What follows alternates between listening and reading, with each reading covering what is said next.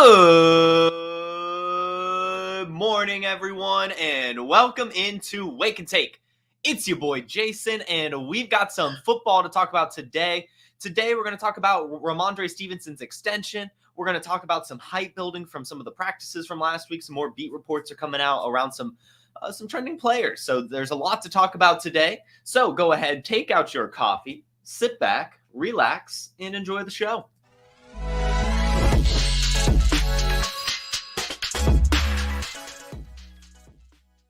And good morning to everyone in the chat. Mark, Disco, Brittany, Anthony, to the house. I mean, let's go. Let's go. Glad to see you all. Disco has a great morning going on over here. Check out this chat. Good for you, Disco. Pleasure to have you here this morning. Thanks for tuning in to Real Dustin. We've got some news to talk about today, but before we talk about the news, I wanted to show you guys one of the funniest tweets I've ever seen. Now, Sauce Gardner did end up deleting this, and you've probably seen it this morning since I'm sure a lot of you do follow PlayerProfiler on Twitter, of course, but I guess he was on an airplane or something and just decided to take a picture of the guy sitting next to him. Look at this tweet. I'm going to share my screen. It's so funny. He says, people always take pictures of me without my permission, so I finally tried it for once. Great feeling, man. GG's. And it's just a dude asleep on the airplane. Like, how violating. So funny. So funny. One of the funniest things I've seen my entire life. I was giggling like a little schoolgirl all morning looking at this thing. But he did delete it. But anyway, it's there. That's what it looked like. It was a hilarious tweet.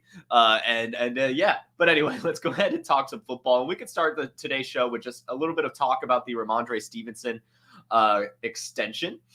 So check this out. Rhamondre Stevenson signed a 4-year extension with the New England Patriots, and it is worth up to $36 million with some extra incentives laid in, and $17 million of that is fully guaranteed upon signing.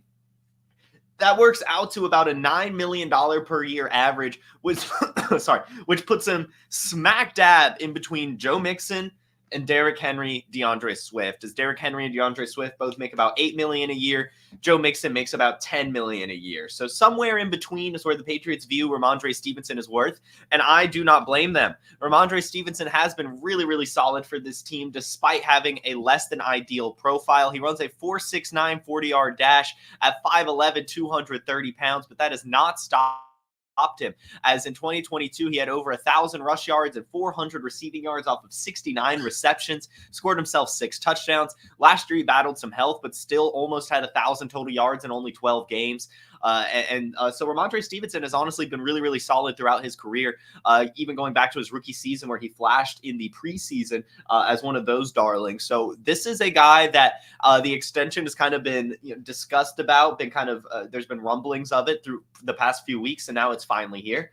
I really do think it makes a lot of sense. I know that there's a lot of people who don't like Rhamondre Stevenson because of his profile, but I mean, he's literally done nothing but produce in New England. And this is a guy who was, of course, a part of the last regime, but of course, Jerome Mayo was too. So it makes sense to have some sort of turnover here. He knows that Rhamondre Stevenson can handle a massive workload. If you look at his 22 season when he finished as the RB10, he was, top 16 in opportunity share, and he was 6th in weighted opportunities, touching the ball 266 times on the year, averaging 15.6, opportunities a game.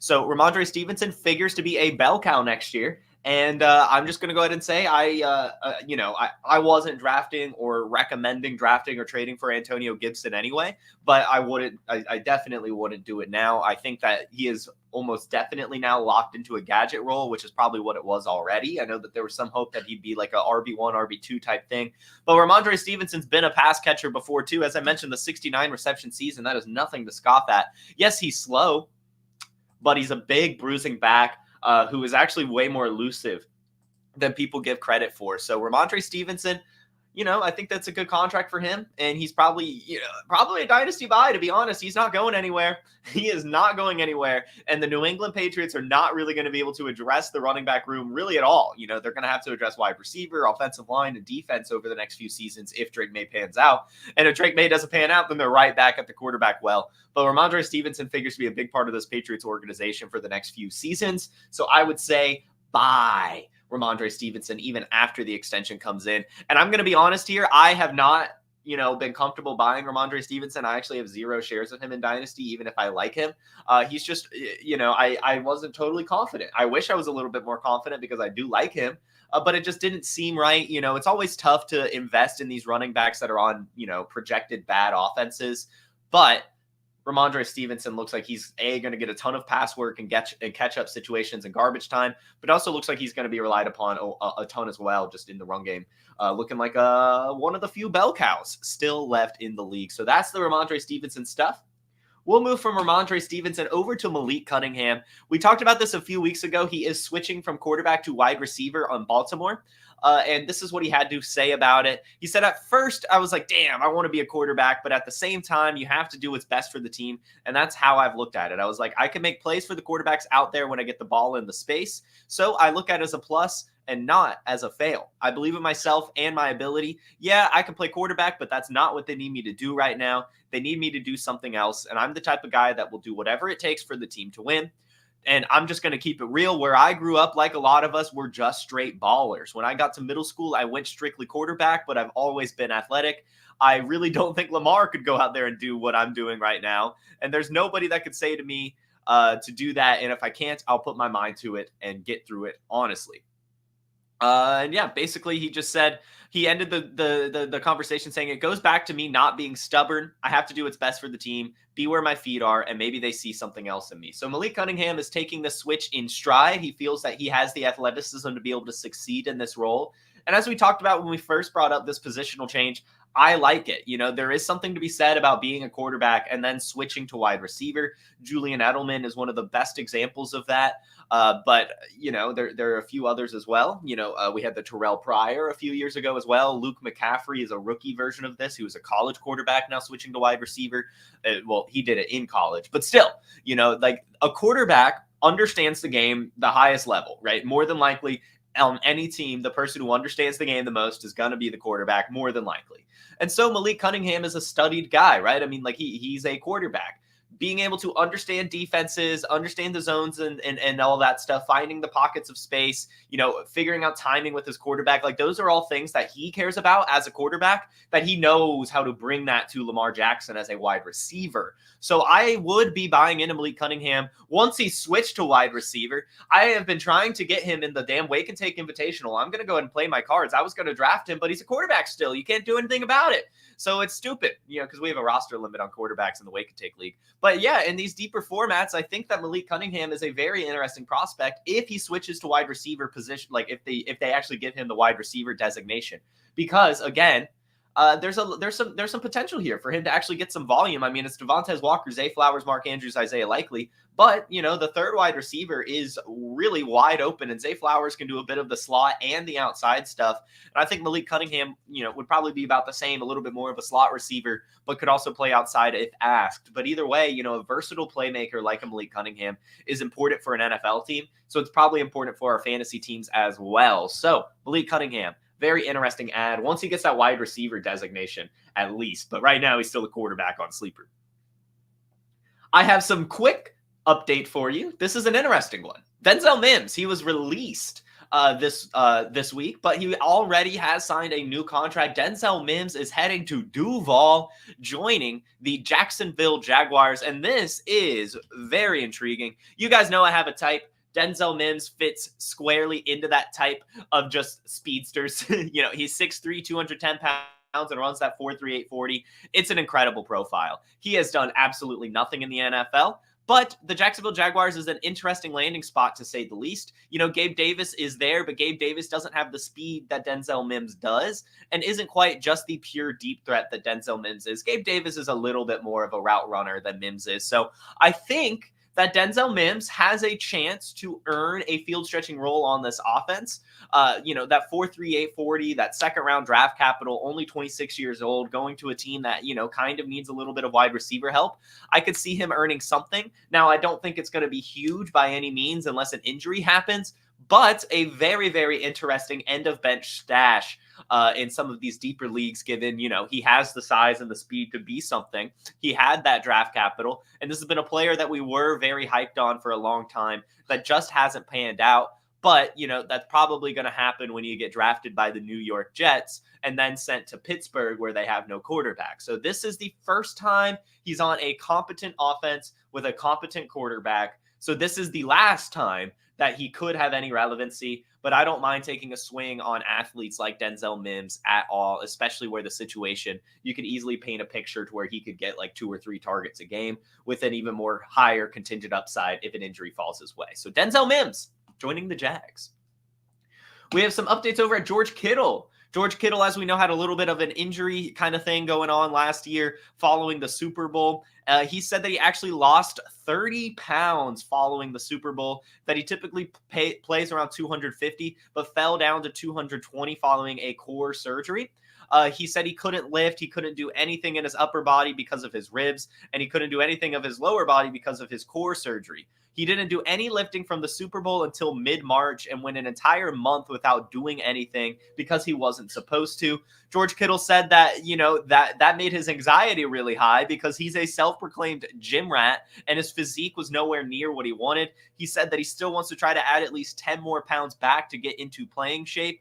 And he also went on to say that now he's feeling a lot better and he thinks he's almost back to 100%. So he's lost some weight. He's going to be a little bit more undersized than he has been throughout his career, but we still have a few more months for him to add that weight back. George Kittle, of course, is one of the best tight ends in the league. You hate to hear that he was going through a struggle this offseason with both mental and physical health, but hopefully he is coming out on the other side of it stronger and ready to go into his 31-year-old season as a really good option on this offense. So hopefully he does add some weight. I'm not going to lie. I would be concerned if George Kittle doesn't get those 30 pounds back onto him because, you've got to be heavy as a tight end. You've got to be that 240 plus pounds to pick up the blocking, but also to, work in coverage against linebackers. You need that size. So George Kittle, hopefully going to add his weight back, says that he plans to and says he's almost back to 100%. So we might as well take him at his word. The next bit is Will Levis. I got you in the chat. I see you, Disco Stu. Give me some Levis talk, baby. Let's do it. Will Levis. I'm going to go ahead before I get into the quote here. Will Levis sounds like a pro's pro right now. He sounds like his confidence has completely shifted. He sounds like he is completely matured and ready to go into year 2 and become a stud. This is what Will Levis said about his offseason so far. It's the work that you get to put in. A lot of it has to do with being able to have that full offseason with the staff and team instead of just jumping around this time last year. I think I've handled myself really well, and I've been able to get a grip on the offense. By the time we come back for training camp, I'm going to know the offense like the back of my hand, and we're going to be able to get things rolling. It has been a lot of fun, and I feel like we just have to keep handling this second year the right way, and everything else will fall into place. The article goes on, meanwhile, Levis has worked on himself. Levis has changed things with his base. He's tweaked his footwork and is trying to get the ball out better and cleaner with an improved technique. And he's getting on the same page with his new receivers. In the 6 practices open to media, Levis was charted at completing 37 of his 57 attempts for a 65% completion percentage in 7-on-7 periods. He's had some good days this offseason, with the others serving more as learning experience. Will Levis said, "It's fun. These small things are showing up improvement-wise, and I'm going back from the start of on-field workouts till now." Will Levis said all the work and having a better perspective has helped him. He feels like he's in a more mature, developed position where he's able to learn and take the teachings from a bad rep instead of it letting him affect the next one.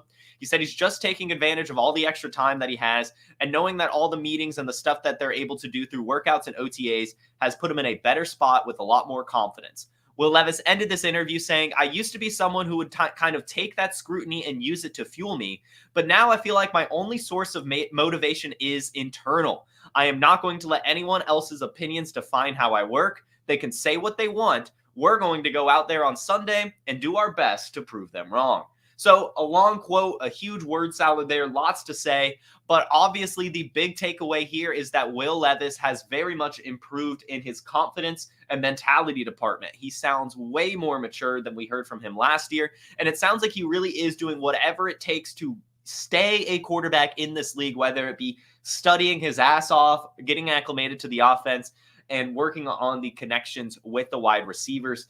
all of this just sounds incredible to me. I love hearing the confidence that, he's just going to go out there and prove them wrong. He doesn't let the haters get to him anymore. And he's just, doing some extra work this offseason. That's really everything you want to hear about Will Levis. So, that is where I'm at with him. You guys already know I've been buying him. I'm way in on this Tennessee Titans offense. I see the question, are we going with Hopkins or Ridley? For me, it's D-Hop, and it's not even just a price thing. It is a price thing. Like, D-Hop is cheaper than Calvin Ridley. But even if D-Hop was the same price as Calvin Ridley, I would be taking DeAndre Hopkins. I very much expect DeAndre Hopkins to have another 1,000-yard season. And I expect him to be the wide receiver 1 on this offense, at least in terms of fantasy points. DeAndre Hopkins is a stud, guys. He's a Hall of Fame wide receiver.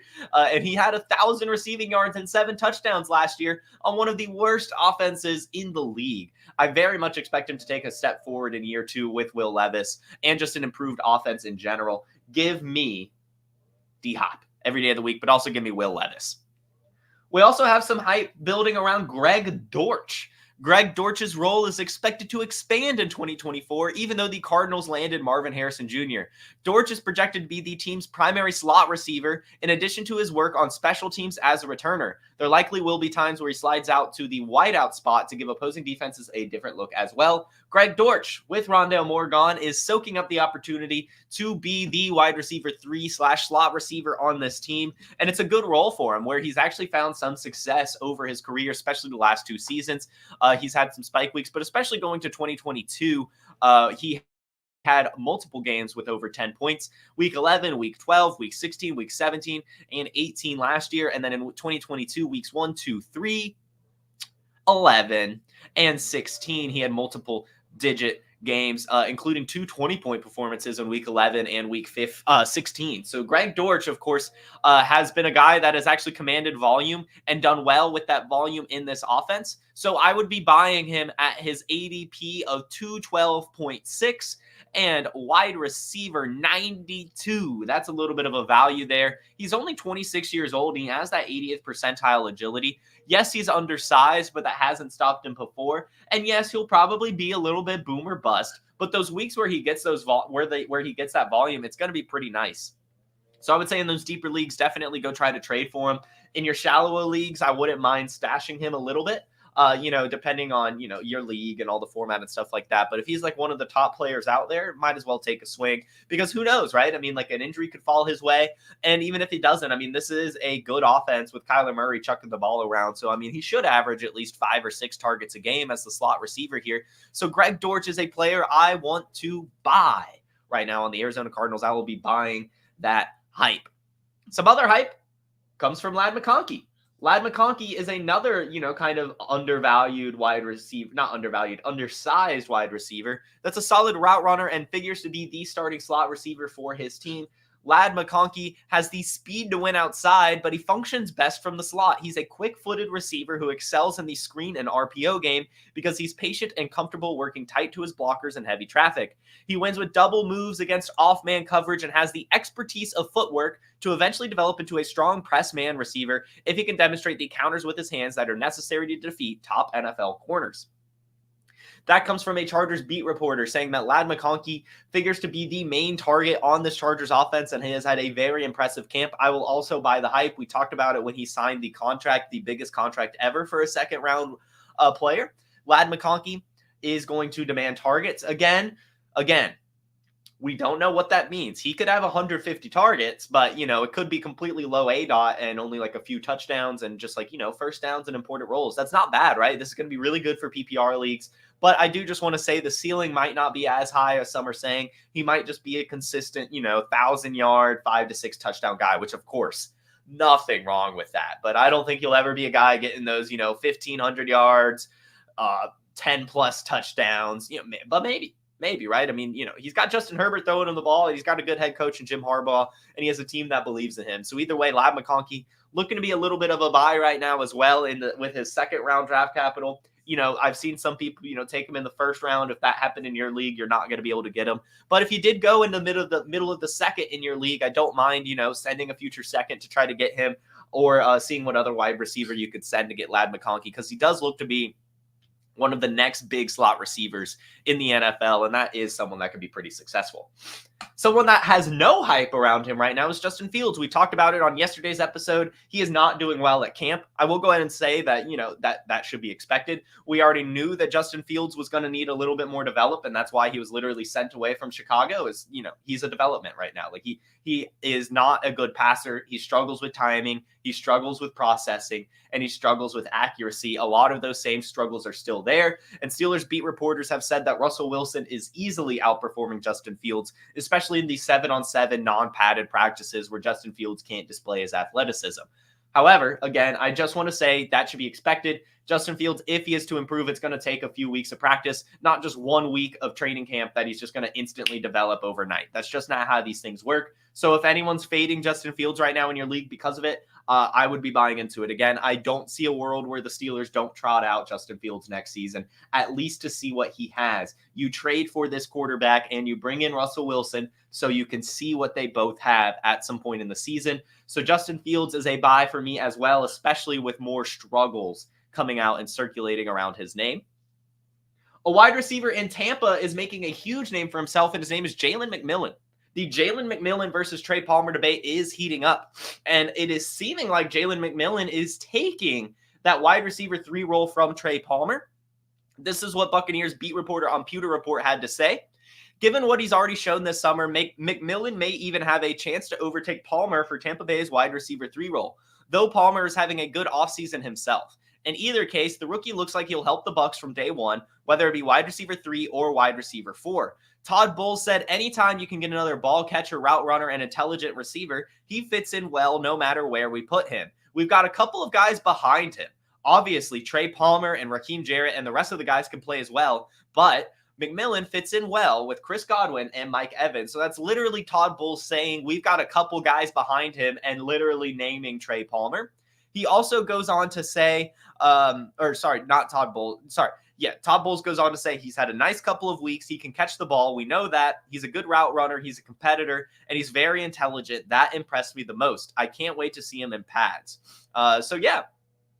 He's had a lot of versatility in college. He played in the slot. He played Z. He played X. He's a very intelligent player, and that gives us some advantages. Those are the things you want to hear about your wide receiver, especially your rookie wide receivers heading into the off season. We talked about it on Monday's episode about some of the stuff coming out from training camp. I really like to hear the intelligence stuff. I like to hear the way that players are fitting into the offense, given it's early. You want to hear that they're studying hard. You want to hear that they're making a connection with the quarterback. And that is what it seems with Jaylen McMillan. And it seems he's not only doing those things, but also beating out Trey Palmer. And that is huge, huge news, as Trey Palmer was pretty solid last year, especially towards the end of the season, and was, in my head, going to be a lock as the wide receiver 3 on the Buccaneers, even with Jaylen McMillan there, just because of his speed. But Jaylen McMillan was really successful at Washington last year, and, they spent that draft capital on him for a reason. If things continue to trend this way, I would say that Jaylen McMillan does definitely take that wide receiver 3 role,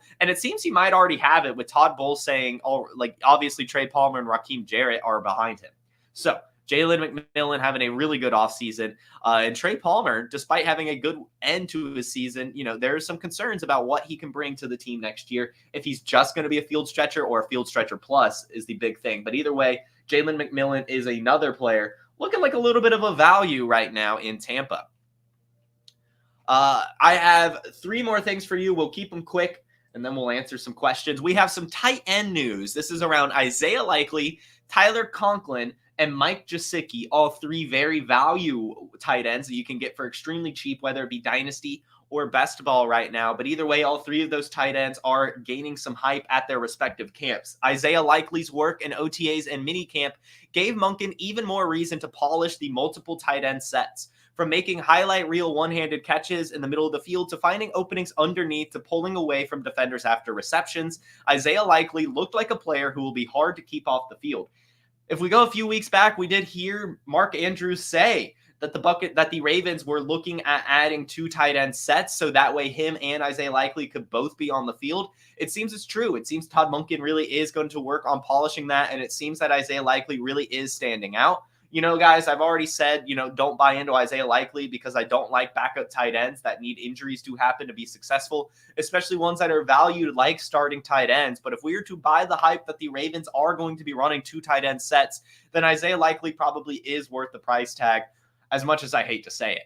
So Isaiah Likely dominating at camp right now and doing so much that the Ravens might even be adding a 2 tight end set to their playbook. So look for Isaiah Likely to be a little bit of a value and a little bit of a guy to hold on to. But I will say Mark Andrews and Zay Flowers will still probably out-target him, no doubt in my mind. Tyler Conklin has been one of the stars of OTAs. He made multiple acrobatic catches, and next to Wilson, stands to benefit the most from competent quarterback play. He's in the last year of his contract with a lot to prove. Tyler Conklin is another value tight end right now that has had a really solid time in New York. I will say just solid, of course, as back-to-back seasons have been almost identical. He has had 87 targets in 3 straight seasons, 58 or 61 receptions in 3 straight seasons, 550 or more receiving yards in 3 straight seasons, while averaging 7 or more points per game in 3 straight seasons. He has been doing this with basically no one at quarterback. So if Aaron Rodgers is to be healthy, we could see Tyler Conklin outperform his tight end. I believe it's 23 ADP. So Tyler Conklin, another player looking like a value on this Jets offense. With tight end being the way it is, I actually don't mind taking a swing on Conklin at all. And lastly, Mike Gesicki. The shift to versatility and unpredictable usage was a recurring theme in every position group. All receivers worked both inside and outside, and tight end Mike Gesicki shift all around the line of scrimmage, with the running backs being far more active in the passing game. Mike Gesicki is being used all over right now at Bengals camp, figuring to be the starting tight end for Cincinnati, a role that has been decently successful the last few years with Uzomah and Hayden Hurst.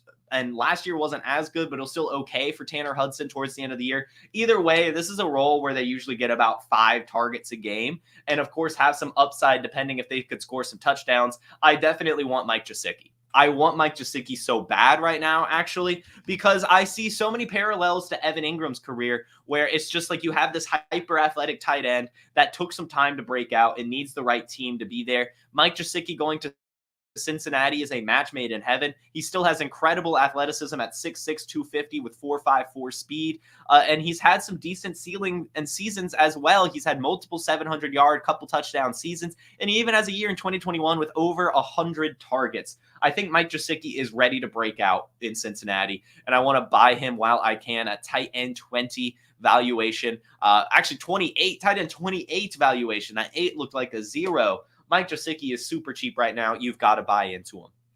So that's the tight end news for you guys. The very last thing is just a picture of Gardner Minshew. Just take it in and all its glory. Gardner Minshew is a stud and a very handsome gentleman. Do we have any questions in the chat? What are you selling Dorch away for? I think if I could get a third or especially a second at doing it, but if you get a third, you might as well. I mean, I know that he's probably going to get some volume and have a decent role. But, just kind of clearing that roster spot and getting a draft pick is never a bad idea. Jamie drafted Conklin today in the 16th round. Nice pick. Paul says, will Flournoy take over the wide receiver 2 role by season end? Yes, he will, whether it be injury to Brandon Cooks or just being flat out better. Flournoy is going to be huge this year. Would you rather have Levis or Fields in Superflex? Levis, and it's honestly not close. Even as much of a fan of Justin Fields as I am, I really do believe in Will Levis, and I think the Titans are going to be, at worst, top 10 in pass attempts next year. He's going to be asked to sling it. Jamie asks a thought on their final rookie draft in Superflex tight end premium. They traded their 111 for Baker Mayfield. They drafted Pearsall at the 211, and they traded 311 and their 2025 third for Roman Wilson. I like that trade a lot. Ricky Pearsall's a good value there at the 211. I haven't been taking Pearsall a lot, but he's normally not available there, so that's not too bad. I will say I would not have sent the 111 for Baker Mayfield. I would have just picked Bo Nix or Michael Penix there and just kind of let it ride. But either way, it's not like I don't think that's a trade that's gonna sink you at all. You need a quarterback in Superflex. If you didn't believe in the rookie quarterbacks, they perhaps already were both taken at this point, then yeah, just take Baker Mayfield. But for me, I think I would take just the younger rookie guys over Baker Mayfield. Generally, Michael Penix is still there. Will Chig Okonkwo take a step up? I think so. I do think so. Brian Callahan used his tight ends in Cincinnati. So, yeah. Am I going to talk about Matt Stafford's wife? No, but she seems very much like a pick-me girl, and I hope that Matthew Stafford is having an okay time at home. I think Gibson will get more work than everyone thinks. Maybe. I don't know.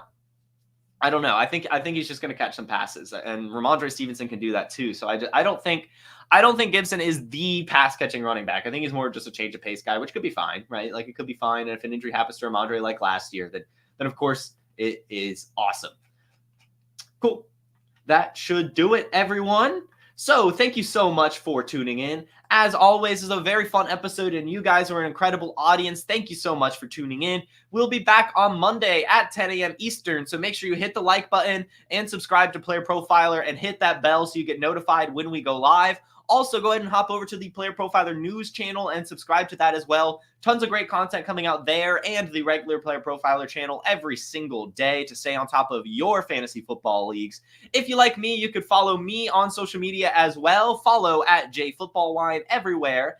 And check out the Wake and Take podcast via the link in the description. You all have a fantastic Friday and a wonderful weekend. I'll see you Monday. Peace. Hey, I want to thank you for being part of this broadcast. If you have any thoughts on it, leave a comment. If you enjoyed it, make sure you leave a like. And if you want to see more shows on the Player Profiler channel, subscribe to it. That's how we know you want more.